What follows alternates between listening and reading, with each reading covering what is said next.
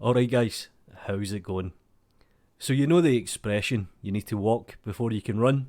I probably should have made this tutorial first. So I'm actually going to show you how you can use the fly and walk navigation inside of Blender. Now the first thing we need to do is go to Edit, into Preferences. On the left hand side you can see Navigation, and we have two different methods. We have the walk and we have fly. So I'll leave it on the walk, I'll go to Key Map and I'll search for View Navigation. And you can see here, View Navigation, walk/fly, and I've assigned this to Shift and T. Now it's completely up to yourself what combination of keys that you want. Shift and F is another good one.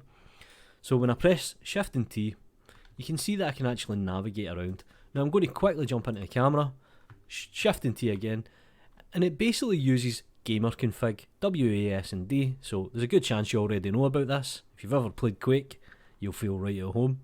If you press E, that'll move you up. If you press Q, that'll move you down. If you press spacebar, that'll teleport you right in, which is a nice feature. And if you press Tab, it enables gravity. You can also use your middle mouse wheel, and that increases the speed.